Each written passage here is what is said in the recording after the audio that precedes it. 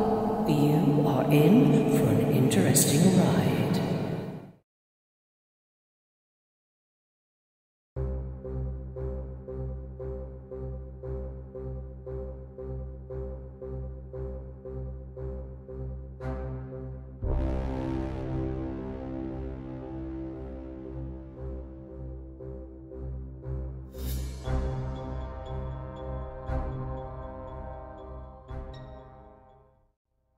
Hello and welcome to a new series called the Ammach Project Archive. This is a retrospective look at some of the recordings I've done since 2011 when the Ammach Project started, right up to when it finished at the end of 2015, early 2016. Today's episodes, we start with a new series called Ammach in America. And I went to the International UFO Congress in Laughlin, Nevada in 2013, and it was on a very hot, sunny February day that we had a chat with NIARA ISLEY.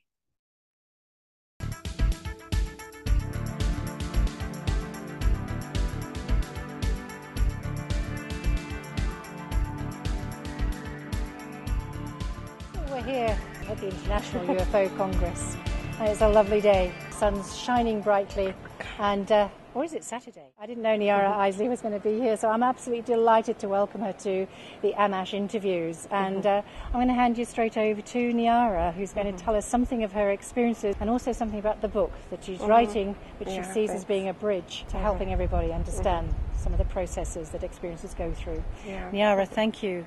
Thank you so much for coming. So can we start at the beginning just to give people a chronology? Well, I have a feeling that my experiences as a child go back possibly to the womb, but the one that really stood out for me was a dream I had as a little girl of 4 years old, and my big sister took me out in the middle of the night with two friends. I couldn't see who the friends were. They left me alone under a street lamp on a dark street and said, "Wait here until we come back to get you." So I waited and I waited, a little 4-year-old girl alone in the dark under a street lamp, and I waited for so long, and then she didn't come, and so I started screaming. And I woke up in my bed from this dream screaming, and my mom came in and was going, "Shh, shh, shh, you're going to wake up your dad." That was my first experience with something unusual. And when I looked at that under hypnosis, actually with the late Bud Hopkins, we found that that was actually an ET experience where I was taken. The light that I was actually under was an examining table. And I was on a table.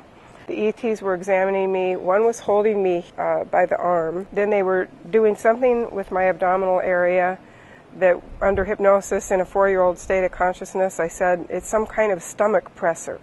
It's pressing on my stomach. When I came out from under hypnosis and I was in my adult thought again, I thought, that reminded me a lot of an ultrasound. It's like they were looking at my internal organs with some kind of ultrasound. Right.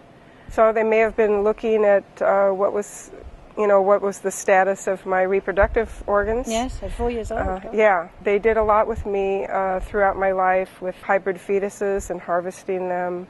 I think as many as 17. Oh, really? Yes. Yeah. I kind of joke and say that I spent most of my young adult childbearing years a little bit pregnant, because they were coming and getting the fetuses every so often. Do you remember specific times of definitely pregnant when you had the doctor's test saying yes and then it wasn't? One time kind of comes to mind, and it was real strange because I was on the birth control pill and very careful not to forget because I didn't want to have a baby until I was ready. And then somehow I turned up pregnant anyway. And I had strange pregnancy tests around that time. One came back negative, and then they went and did it again, and it came back positive, so it was real indecisive. And then I ended up miscarrying from a case of food poisoning. I was actually living in Germany at the time. I was a military wife in Germany. And do you think that was a miscarriage per se, or it could have been a missing fetus? It could have been. Right. It could have been, because I was trying very hard not to be pregnant at that time. And one of the most remarkable things about the pregnancy issue for me is at age 35, I had 2 children here on Earth, my kids, and I decided I didn't want to have any more kids. So I went to a doctor and I said, I want to get a tubal ligation because I don't want to have any more babies. And we had the talk, yes, I have children, I'm good, So he was going to go ahead and do it. We did it in the doctor's office under local anesthetic. And when he went in to tie the tubes, he said, "My God, your whole abdominal cavity is full of adhesions. Have you had any other procedures?" And I said, "No." I was worried because of the tone in his voice was worried. Kind of cracked a joke, and I said, "Well, I stay away from you, doctor, as much as I can because I don't like being poked and prodded and stuck with needles." So he said, "Well," he says, "it sure looks like you've had other procedures." And I said, "Well, not that I know of." So that we kind of left it there, and I was wondering what the heck is going on in there. And then I had hypnosis and found out that when they went in and got the fetuses, they went with a needle through the belly button because it doesn't show up other places. So they went in the belly button with a needle, and they would probe around and then harvest the fetus from the womb with the needle. So that probing probably would cause some adhesive Yes, tissue, it would cause right? those adhesions. Adhesions are basically scar tissue. A piece sticks to another. Just to reinforce that, I had a hysterectomy in 2008. And the doctor that did the hysterectomy said the same thing. She says your whole abdominal cavity is just filled with adhesions, particularly on the right. So there's some evidence that if you put it together with my other experiences, it makes sense. And just following on from that, have you met any of your hybrid children? Possible that I might be aware of one, but I'm still waiting for some confirmation on that. What about the health in that region? Have you had any ongoing problems? Oh, yeah. I have had, one of the reasons I had the hysterectomy was I was having flooding periods, just huge. And so debilitating as well. It's very debilitating, and it was excruciatingly painful cramps that would come with them. And when I was at one of my trainings for coaching and body-centered therapy, I asked about that. I said, what do you guys find is the thing about painful periods with lots of bleeding? And the person leading the seminar said, we find that women that have extremely painful periods with lots of bleeding have suffered severe sexual trauma. And of course, that's what I did suffer in the military. Okay. But at the time, I hadn't remembered that yet. Yeah. So can we talk about your military time then? So in the military, what age would you be when you joined the military? I was 24 when I joined. I was in the U.S. Air Force. I went to boot camp at Lackland Air Force Base. I was technical training school for auto track radar school in Keesler Air Force Base in Mississippi. Okay. And my first duty station was Nellis Air Force Base, and that's where I worked on the radar range, tracking planes and teaching them to fly against military radar. I know that there were occasions when, or I don't know how many occasions actually, maybe you can tell us, when you were taken out of the roster timing at the night, and you were taken out and also put in clothes that had no insignia or rank. No insignia. And perhaps you can pick it up from there. Yeah, we were taken out in the middle of the night. And what I'm going to tell you is kind of put together from two different hypnosis sessions. I had the first one with Bud, which was like instantly traumatizing. What on earth is this? And what happened? Then later I had hypnosis with Gloria Hawker and filled in more things. So basically that when I would be taken out, I would be taken out of my motel room in the middle of the night at gunpoint, and we'd be put on a vehicle and taken out to the site. I mean, you know when these people came to you at gunpoint, I mean, was that a normal... No, definitely not normal. But it wasn't any kind of procedure that you were, training or anything that they told you about. No. So this was a shock. That you were woken up from sleep. Did you know the people who were bringing you out? No, I didn't. They didn't seem to be regular military. Okay. Not regular military. Right. And so they would take me out there, and the instructions were, we're going to be taking you out here to run a test. You're not to speak to each other beyond what's necessary to run the test. No communication is to happen between any of you at all, because it takes about 3 people to run the radar. So you do what the people with the guns tell you to do. So we went out, ran the tests, and then we were taken to what I believe was either Area 51 or the underground facility that William Pollack talked about in his interview after his death. Is that the Tonopah Range? Yes, Tonopah Electronic Warfare Range. Okay. Can you tell us a little bit about what you were being asked to track? We were being asked to track extraterrestrial craft or back-engineered from extraterrestrial technology. And at that time, were you aware of these craft? Had you any knowledge? I wasn't. I mean, I had some passing interest in UFOs because my dad handed me some books, Chariots of the Gods, when I was a teenager. So was it a surprise for you then? Were you shocked? It was a shock. Seeing E.T. craft would probably fill me with wonder and awe, but out there I was just terrified because I had a secret security clearance, not a top secret, and I was really afraid what might happen to me because I was seeing something that I was sure was really highly classified. Right, and that your secret clearance would not cover that. Right. Okay. Yeah. So let's continue. So how many nights would you be taken on this exercise? Do you know? Would it be many or one or two?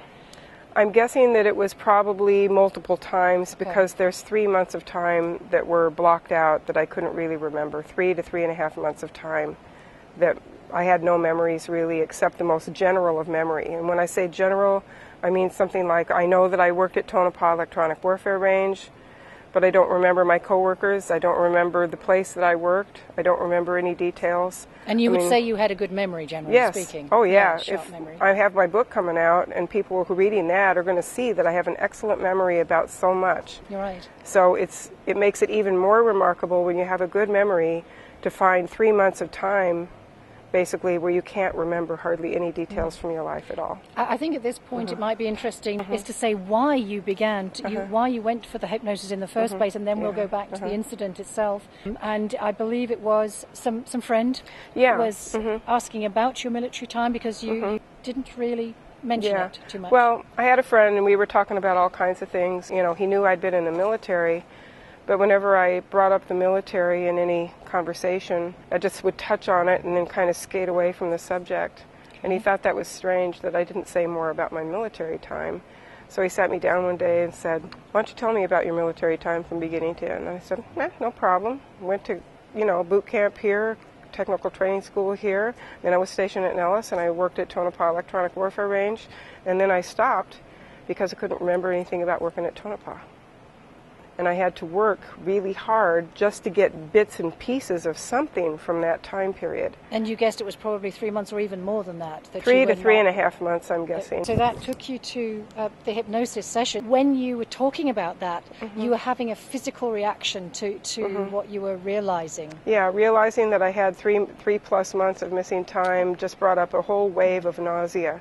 I didn't actually throw up, but I did feel very sick to my stomach. And that's what we call in body-centered therapy, I know now, a body flag. It's the body telling you something happened. Yeah, something major happened in this case.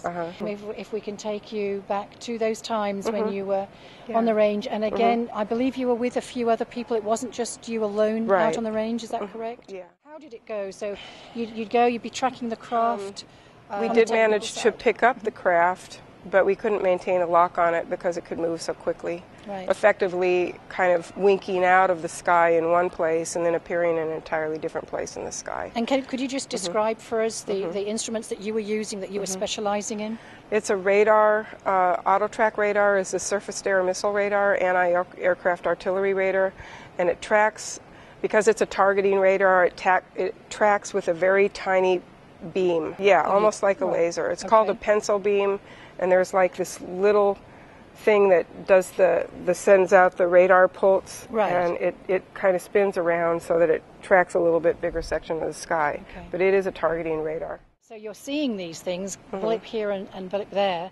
Was there any response from your commanding officers in those instances? Or no, they were just saying, just see what you can do to track them and see if you can track them long enough that if you had a missile, you'd fire it. We didn't keep missiles up there because we were just training pilots to fly against radar. So there were no missiles. But if we tracked a pilot in a craft for 5 minutes, it was considered a kill. That was enough time to lock on and fire. Was it every night that you were taken?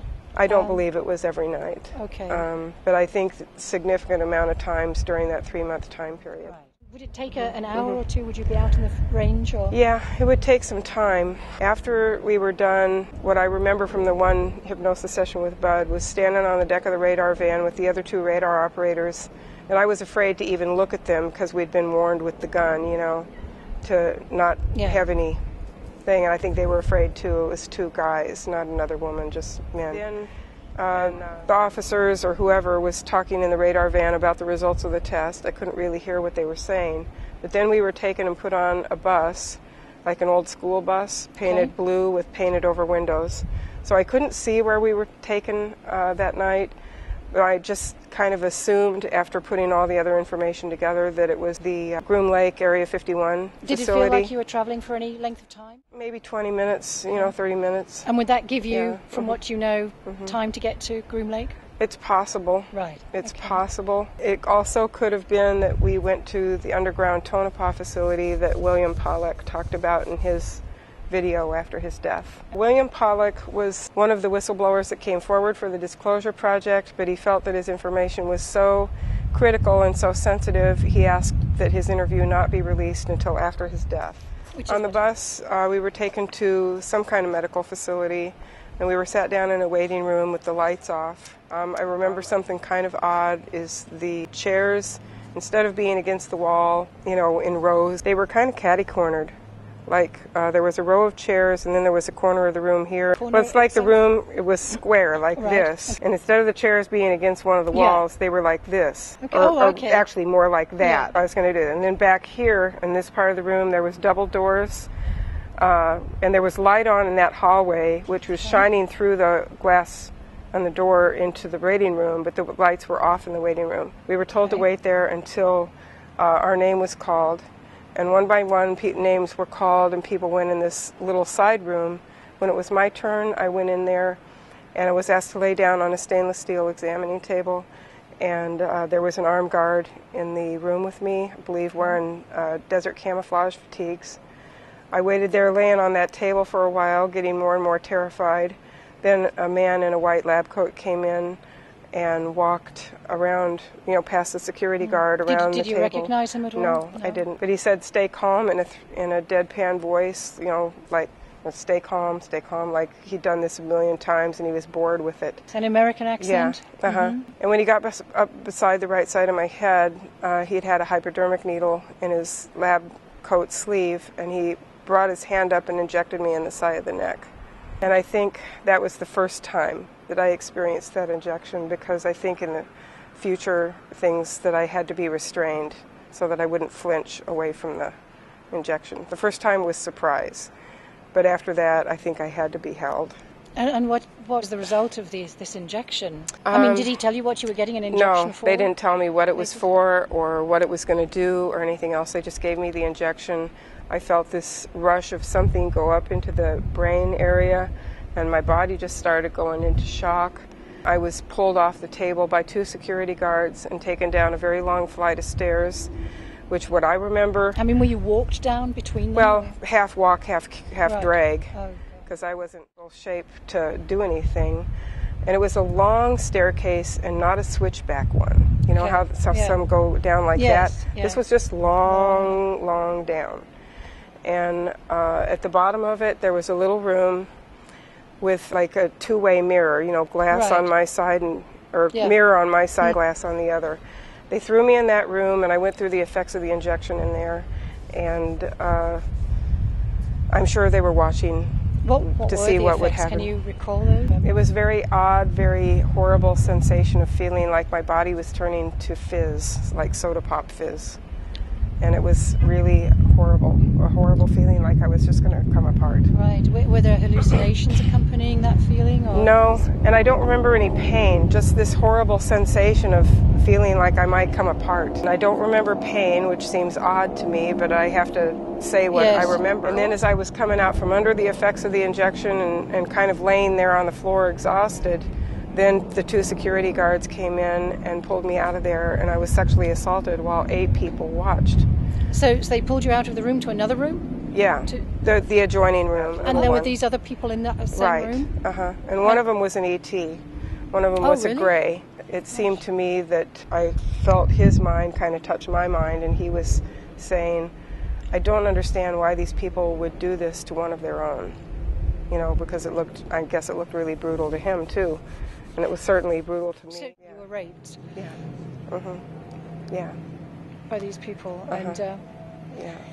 Gosh, it's really hard to even talk about it, isn't it? I find it hard. But I've got a lot of years of processing and healing here now, and what happens in a situation like that is it's so traumatizing, so shaming. 8 people watching you being raped. Was there anything said during this event? It was in silence. And what happens when a person is put under that?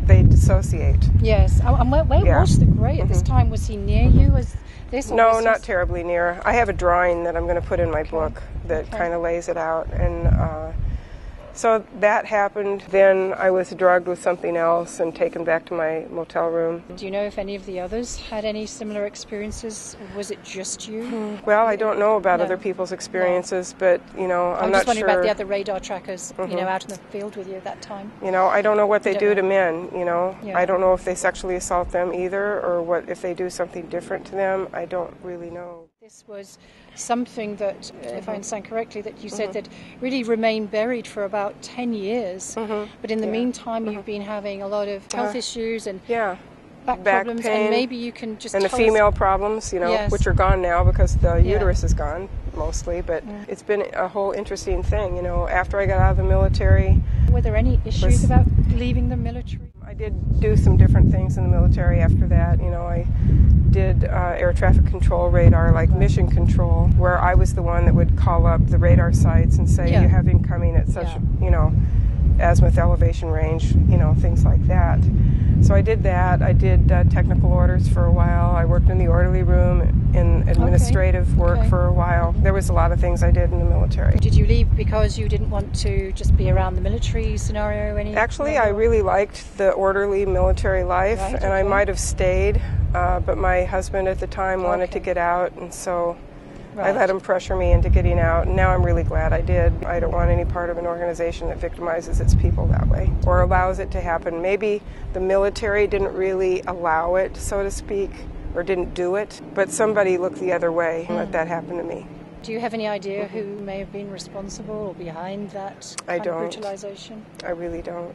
It's hard to approach. When the trauma is that severe and it's that much of an attack on your personhood as a woman, your mind just naturally wants to veer away from it. Of course. Yeah. And I've had to force it to okay, you got to look at this because you got to do something to heal. And did you have support? For a lot of years, no. There really wasn't much support. That you're having post-traumatic stress, which is, of course, to be expected in those conditions. Not a lot of support. If when I started getting memories back, from hypnosis and flashbacks would happen, I'd try to talk to a friend or two. But it was so far outside their frame of reference that they just couldn't even. They're saying, "Are you sure that happened? Are you sure you couldn't be mistaken? Could it be something else?" And how difficult to deal with that as well. And by a certain time, you've done enough research and enough study, and you've heard enough other familiar testimony. Some of it really spot on to the point that you know that you didn't make it up, and you know that you're not mistaken. And yet you can't relate to anybody else. It just sets you outside society. So you're isolated. It's like being stuck between the devil and the deep blue sea. On one hand, there's these people that did the stuff to you because they didn't want you to remember and they wanted the memory to stay buried. And then on the other side, you have a society that is so innocent of understanding that those things go on, they can't even comprehend what you're trying to tell them. Whether there are any other major instances of contact that you want to mention before we talk about your book that have come up for you in contact? Yes, I have a group. This is a long time, and I go into it in detail in my book so people can really understand the process of how this took place. But as I went through the healing process and I learned more about body-centered therapy and opened up to what my body had to tell me, I would get little things that would happen. And I'd hear something like somebody saying something in my head, like telepathy.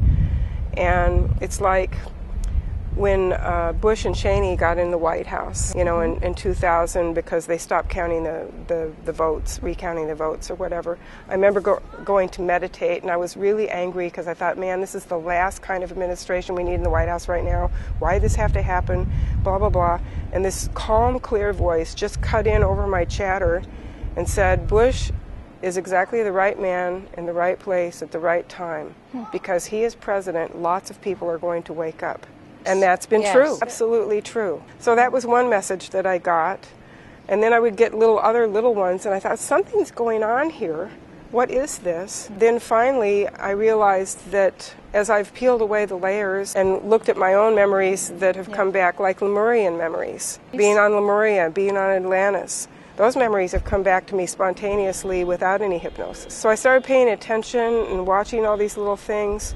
And to make a long story short, I realized that I'm a contactee, or actually what I am is an ET soul, like one of Dolores Cannon's volunteer souls. I just volunteered to come and have this particular difficult lifetime, because what happens is when I go to sleep at night, my astral body goes out to the ship with my people, who I identify as Lyran, and I go into a glass tube, and they turn on the equipment, and sound and light waves bounce back and forth inside this glass tube and pass through my astral form. And when they pass through my astral form, all my experience of this life up to that point is uploaded into their, what I would call a holographic system, computer system, which basically is, you push a couple buttons and then you're in. Right, and so that allows any others to experience it? Yeah, they come and they look at what I've experienced, and if they want to, they can actually experience what I felt. And it gives them great insight